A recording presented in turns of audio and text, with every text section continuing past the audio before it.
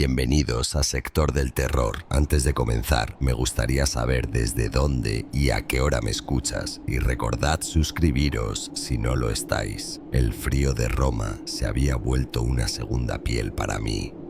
Había aprendido a convivir con él, como con tantas otras cosas en esta ciudad antigua, llena de secretos y murmullos ahogados entre sus piedras.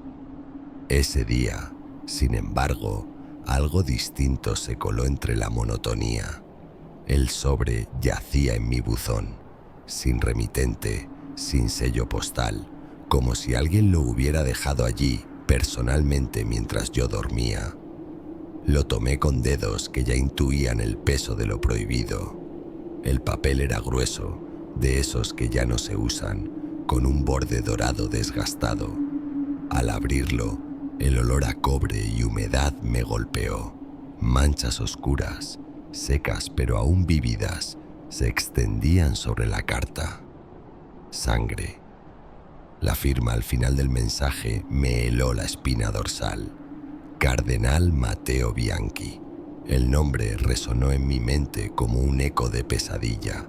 Bianchi había desaparecido meses atrás, borrado de la faz de la tierra sin explicación.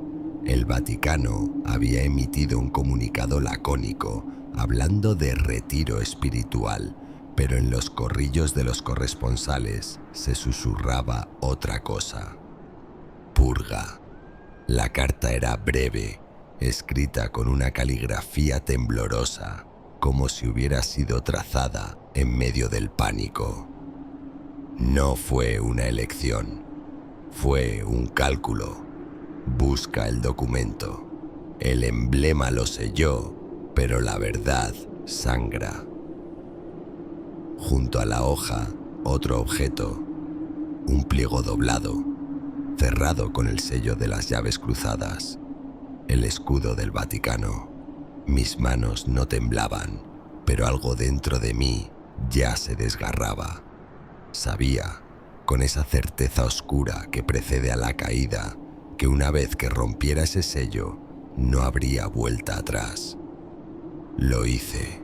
El documento dentro no estaba fechado, pero reconocí de inmediato el lenguaje burocrático de la curia. Hablaba de cónclaves, de votaciones, de estrategias, pero no eran palabras piadosas, eran frías, calculadoras, y en medio de todo, una frase se repetía como un mantra sacrílego. El elegido no será el más santo, sino el más útil. El aire de mi apartamento se espesó. Algo se movía en las sombras de Roma, algo que llevaba siglos arrastrándose bajo los cimientos de la fe, y ahora, sin quererlo, yo tenía sus garras hundidas en mi carne. Afuera, el viento golpeó mi ventana, como un aviso, como una condena. El documento no tenía fecha, pero el papel olía a incienso rancio y cera derretida, como si hubiera estado guardado en algún rincón olvidado de los archivos secretos. Lo extendí sobre mi escritorio bajo la luz temblorosa de la lámpara, y las palabras comenzaron a tejer una sombra en mi mente. Era una transcripción. No llevaba nombres completos, solo iniciales y títulos, pero reconocí algunas de ellas. Cardenal Vipu, Cardenal S, Cardenal B, Bianchi. Sin embargo, lo que más me heló la sangre fueron los otros participantes. 3 individuos, descritos solo como los delegados. El texto detallaba una reunión celebrada en los subniveles del Vaticano, un lugar que no aparecía en ningún plano oficial. Las paredes, según las notas, estaban revestidas de símbolos antiguos, grabados en la piedra como cicatrices. Y allí, entre velas que proyectaban sombras danzantes, 7 cardenales y aquellos 3 hombres discutían el futuro del papado. Pero no era un debate teológico, era una negociación. El candidato debe ser maleable, decía una línea. Sus discursos deben seguir el guión del Memorándum 266. Las reformas no son para la Iglesia, son para el mundo. Mis dedos se cerraron involuntariamente sobre el papel. Aquello no era religión, era política, era poder. Y luego, la parte más inquietante. Los delegados han asegurado que la transición será aceptada. La señal del ciervo será entregada al elegido. No habrá resistencia. ¿Qué demonios será el Memorándum 266? ¿Y qué clase de hombres sin rostro podían dictar el destino de 1.000 millones de almas? Una ráfaga de viento golpeó la ventana, haciéndome saltar. Por un instante, creí ver una figura alta y delgada reflejada en el cristal, observándome desde la oscuridad. Pero cuando me acerqué, solo estaba la noche, densa y muda.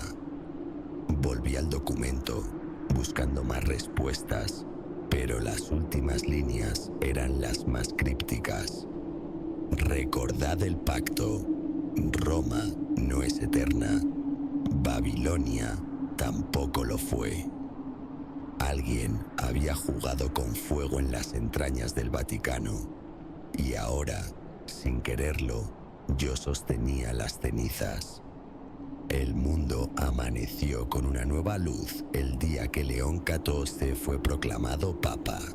Los titulares lo llamaban el pontífice del cambio, el pastor moderno. Su sonrisa era cálida, sus gestos cercanos, sus palabras un bálsamo para una iglesia que muchos consideraban anquilosada. La prensa lo adoraba. Las masas lo veneraban. Yo era el único que veía las grietas.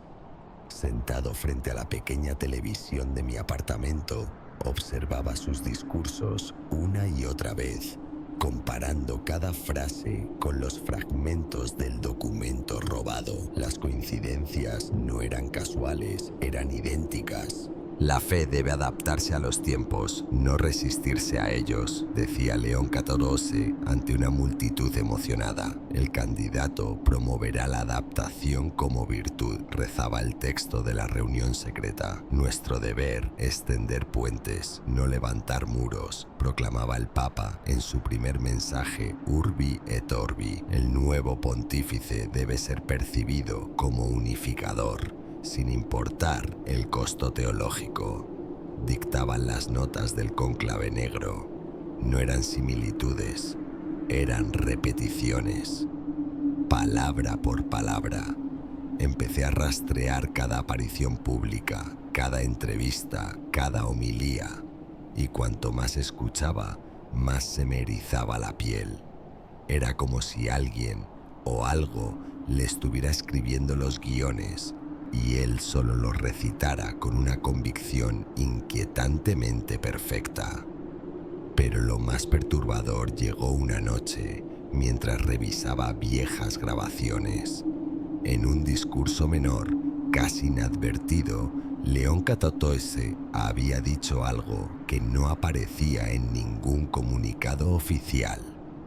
Como está escrito en el Memorándum 266, la verdadera fe no se mide en dogmas, sino en resultados. El estudio quedó en silencio. Los periodistas asintieron, sonrientes. Nadie preguntó qué era el Memorándum 266. Yo sí lo sabía. Y eso significaba que, de alguna manera, él también. El Archivo Apostólico del Vaticano no es una biblioteca, es una tumba de secretos. Mi contacto dentro de la Santa Sede, un hombre al que solo conocía como Luca, me había conseguido acceso con una credencial falsa y una advertencia.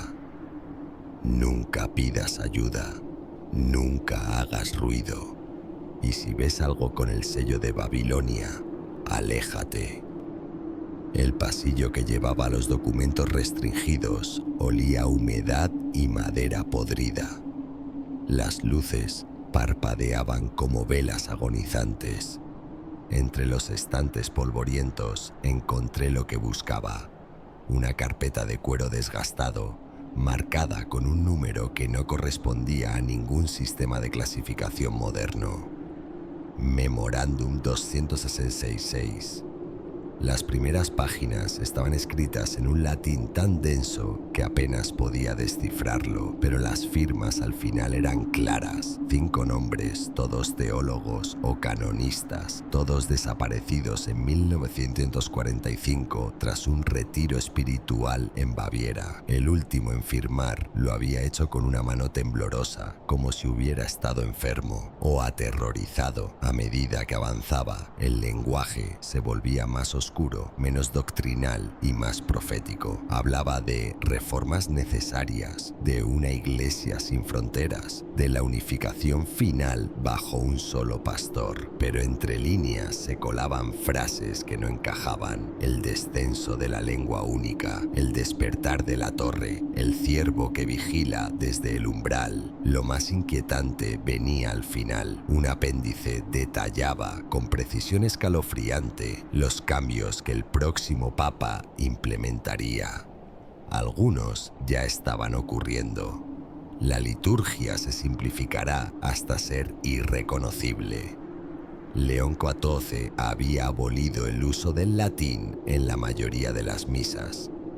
Los sacramentos serán reinterpretados para servir a un propósito mayor. El nuevo catecismo eliminaba menciones al pecado imperdonable. El clero se someterá a una reeducación gradual. Los seminarios reportaban cursos de actualización obligatorios. Pero lo que me dejó sin aliento fue la última línea, escrita en alemán y tachada con furia: Wer das Siegel Babylons trägt ist nicht mehr Mensch. Quien lleva el sello de Babilonia ya no es humano. El sonido de pasos en el corredor me sobresaltó. Cerré la carpeta demasiado rápido y un pedazo de pergamino se desprendió.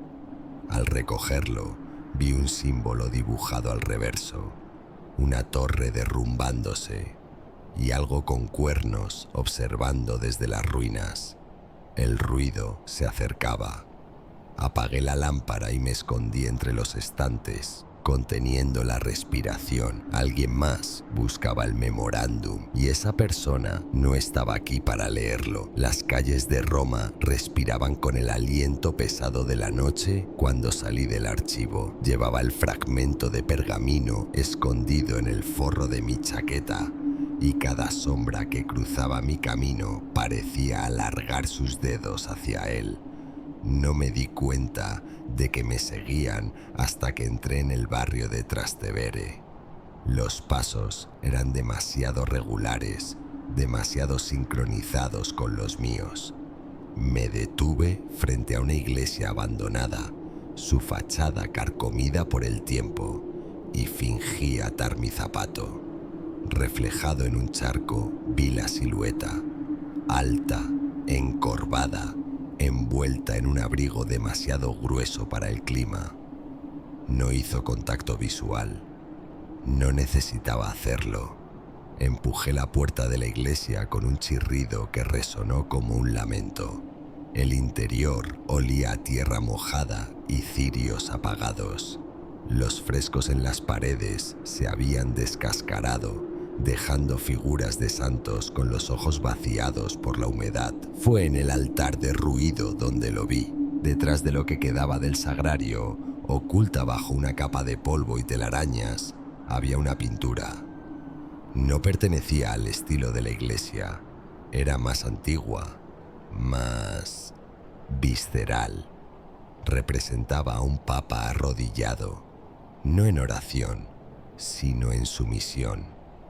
Detrás de él, emergiendo de un bosque de columnas rotas, se alzaba la figura de un ciervo. Pero no era un animal. Tenía ojos humanos y sonreía. Mis manos temblaron al reconocer el símbolo. Era idéntico al que aparecía en el anillo de León XIV durante sus bendiciones públicas. Un crujido en la nave central me heló la sangre. Alguien más estaba aquí. Me oculté tras un confesionario roto mientras los pasos se acercaban, lentos, deliberados. A través de las celosías, vi una figura pasar frente a los bancos podridos. No era mi perseguidor de la calle. Este llevaba una sotana negra, pero algo andaba mal con su rostro. Demasiado pálido, demasiado liso. Se detuvo frente a la pintura del ciervo y extendió una mano, como si esperara que el animal saltara del fresco para tocarlo. Entonces giró la cabeza hacia mi escondite. No tenía ojos, solo dos hundimientos oscuros donde deberían estar las cuencas. Corrí antes de que pudiera abrir lo que fuera que tenía en lugar de boca. El fragmento de pergamino ardía en mi bolsillo como un trozo de hielo al rojo vivo. Ahora entendía por qué el memorándum lo llamaba la señal y por qué nadie que la hubiera visto seguía siendo humano. El exguardia suizo vivía en una casa de campo a las afueras de Roma, donde el silencio pesaba más que los recuerdos. Me recibió con una escopeta en la mano y miradas furtivas hacia la carretera polvorienta. No debería haber venido, murmuró en un italiano roto, pero me dejó pasar. El interior olía a naftalina y miedo viejo. Hans Fischer había servido en la Guardia Suiza durante 17 años antes de ser dado de baja por trastorno psicológico. Su expediente oficial mencionaba alucinaciones, paranoia. Pero los documentos que me mostró contaban otra historia. Informes médicos tachados con furia, fotografías de vigilancia borrosas donde se adivinaban figuras en los pasillos prohibidos del Vaticano. Los vi 3 veces, confesó, los dedos arañando la mesa de madera como si intentara desenterrar la verdad de sus vetas. Nunca llevaban insignias, nunca hablaban, pero los cardenales se inclinaban cuando pasaban. La primera vez fue durante el cónclave. Fischer estaba de guardia en el pasillo que llevaba a la Capilla Sixtina cuando los vio 3 figuras altas, vestidas como prelados, pero con algo incorrecto en sus proporciones. Pensé que era el cansancio, hasta que uno se volvió hacia mí. Sus palabras se quebraron. Abrió un cajón y sacó un dibujo tembloroso hecho a lápiz, rostros sin rasgos, solo piel estirada sobre huesos, y en el centro de cada frente una marca apenas visible, el mismo símbolo que había visto en el pergamino, el mismo que llevaba León XIV en su anillo. No tienen ojos, pero ven, no tienen boca, pero hablan, y cuando lo hacen, Fischer se llevó las manos a los oídos, como si aún pudiera oírlo. Suena como si alguien gritara desde el fondo de un pozo. Antes de irme, me entregó una llave oxidada. El sótano de la antigua prefectura. Allí guardan lo que sobró de los que preguntaron demasiado. No tuve tiempo de preguntar más. Al día siguiente, los periódicos reportaron el suicidio de un exmilitar suizo en su casa. La nota decía que usó su propia arma, pero yo había visto sus manos temblorosas. Hans Fischer no podía ni sostener una taza de café sin derramarla. La ceremonia se anunció como un gesto histórico de reconciliación. La bendición de las lenguas caídas, un ritual prohibido desde el siglo XI, sería reinstaurado por León XIV en la Basílica de San Pedro. Los medios lo celebraban como un acto de apertura. Yo lo reconocí por lo que era, el último paso del Memorándum 266. Abrir la puerta a Babel, decía el texto que había encontrado en el archivo. Cuando la palabra única descienda, el velo se rasgará.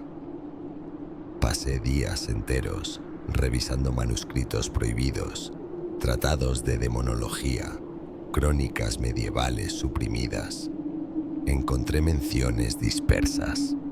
Un concilio en Reims donde se quemaron pergaminos que hablaban de la lengua antes del lenguaje. Una carta de Carlomagno advirtiendo sobre aquellos que susurran con voces que no son suyas. Pero fue en los subterráneos de la antigua prefectura donde la llave de Fischer me dio acceso, donde encontré la prueba definitiva. El sótano era una catacumba moderna, estantes repletos de cajas marcadas con nombres y fechas. La de Bianchi estaba casi vacía, salvo por una fotografía descolorida. En ella, 7 cardenales posaban solemnemente, todos muertos en accidentes durante el último año, y detrás de ellos, desenfocadas pero inconfundibles, 3 siluetas sin rostro. Entre sus manos sostenían un objeto que me hizo retroceder, un sello de cera con la imagen de una torre siendo devorada por llamas negras.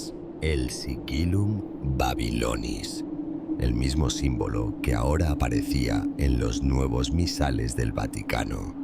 Regresé a mi apartamento decidido a publicar todo, pero cuando encendí mi computadora, una ventana emergente apareció antes de que tocara ningún archivo. Tomás Eduardo Rivas, nacido el 16 de mayo de 1983. ¿Realmente quieres continuar? El mensaje parpadeó 3 veces antes de autodestruirse. Mis archivos habían sido borrados, todos excepto uno, una grabación de audio sin fecha. Al reproducirla, reconocí la voz de Bianchi, pero distorsionada, como si algo hablara a través de él.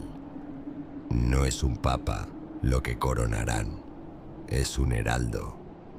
Y cuando la última ceremonia se complete, volveremos a escuchar el lenguaje con el que se construyó Babel. Afuera, las campanas de Roma comenzaron a repicar sin razón, y por primera vez en siglos lo hicieron al unísono. La plaza de San Pedro hervía de fieles, 100.000 almas congregadas para la misa de resurrección, sus rostros iluminados por pantallas gigantes que ampliaban cada gesto del Papa.